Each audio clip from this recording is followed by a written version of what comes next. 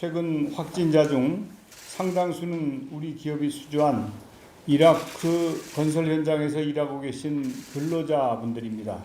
현재 이라크는 매일 2,000명이 넘는 확진자가 나올 정도로 코로나의 기세가 맹렬하다고 합니다.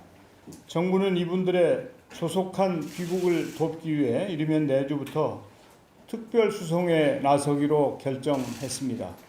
이미 전세기를 통해 일부 근로자가 귀국했지만 아직 800여 명이 더 남아 있습니다.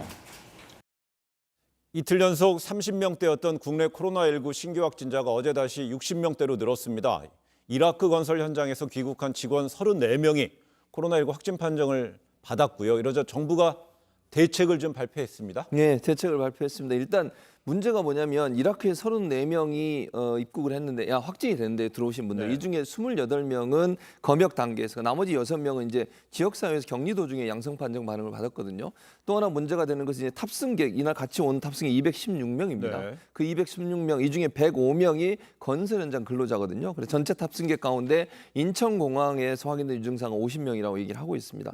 그래서 중요한 건 이제부터 매일 더 많은 인원이 국회로 들어오기 때문에 국민보호 차원에서 이분들을 좀 더 적극적으로 방역도 하고 검사도 하겠다는 얘기를 하고 있는데 중요한 것은 이분들이 당분간 늘어날 전망이기 때문에 들어오는 부분들을 우리가 어떻게 막을 수 있을지 또 하나는 아까 제가 말씀드린 것처럼 지역사회에 가서 확진이 될 경우에는 이미 며칠 동안 또 활동을 하거나 다른 데 가 있었을 가능성이 있거든요. 이런 부분들을 어떻게 잘 막을 수 있을지 하는 부분들을 좀 더 면밀하게 살펴볼 필요가 있다. 그런 상황에서 본다고 하면 이번에 이라크에서 들어온 분들에 대한 이런 환경들이 다른 지역에서 올 수 있다는 것도 함께 고려해야 될 상황이 아닌가 이런 생각이 듭니다. 네, 조금 전에 영상에 보신 대로 정세균 총리는 이라크 현지에 남아있는 우리 건설 현장에 남아있는 우리 국민 800여 명이 더 있어서 다음 주부터 특별 수송에 나서기로 결정했다 이렇게 또 공식 발표했습니다.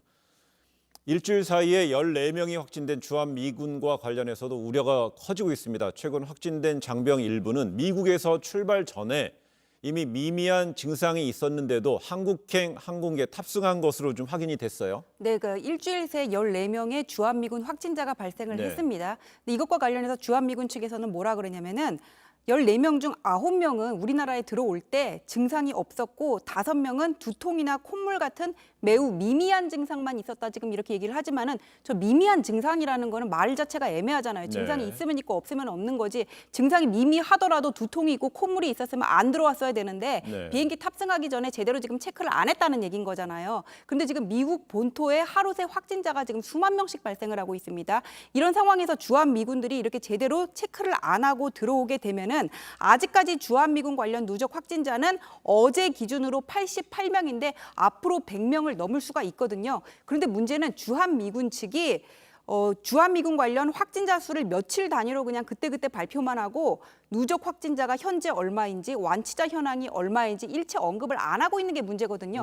그럼 이게 코로나19와 관련한 대한민국 방역에도 적지 않은 부담을 줄 수 있는 문제가 있지 않습니까? 그래서 최근에 정부에서는 최근 미국 측에다가 이러한 우려를 전달을 하고 협의를 하고 있다고는 하는데 이 협의에 미군 측이 좀 더 적극적으로 응해줄 필요가 있는 거겠죠. 이런가 하면은 부산에 입항한 러시아 선박에서도 코로나19 확진자가 많이 나왔습니다. 하역과 수리 작업에 투입된 노동자들이 배 안으로 집단 감염을 모른 채 옳은 사실이 밝혀져서 방역에 허점이 좀 드러난 부분이 있습니다. 예, 그렇습니다. 말씀하신 것처럼 이제 문제는 이제 하선에서 러시아 원양선이 들어와서 하선하는 과정에서 우리 이제 노동자들이 들어가서 하선 작업을 돕게 되거든요. 근데 문제는 뭐냐면 승선에서 지금은 이제 바뀌어가지고 예전에는 전자로만 했거든요. 그런데 이제는 승선에서 직접 검진을 합니다. 그런데 무증상 상태에서 감염된 사람들을 발견할 수 없다는 거예요. 그러니까 직접 진단을 하지 않고 그냥 발열 체크라든지 아니면 다른 증상, 뭐 기침이나 이런 증상이 없으면 무증상 상태이기 때문에 그냥 입항이 허락이 되거든요. 그렇게 되면 무증상 상태에서 들어오는 사람들 같은 경우에 걸러낼 수 없게 되는 겁니다. 그러다 보니까 무증상 상태에서 일단 입항을 했고 그 상태에서 하역 작업을 해서 우리 노동자들이 들어가서 일을 했는데 나중에 진단을 해보니까 실제 감염됐던 사람이었다는 거죠. 이런 문제가 발생하다 보니까 이게 그냥 육안으로 확인하거나 아니면 외형적으로 증상만 보고 확인하기는 좀 한계가 있다. 그래서 지금 논의되고 있는 건 러시아 측에 출항 전에 검역 강화를 공식적으로 요청해야 된다 이런 요청이 있고 아니면 이게 진단 검사까지 끝내는 방안들을 검토할 필요가 있다는 이런 얘기까지 나오고 있는 상황인데요.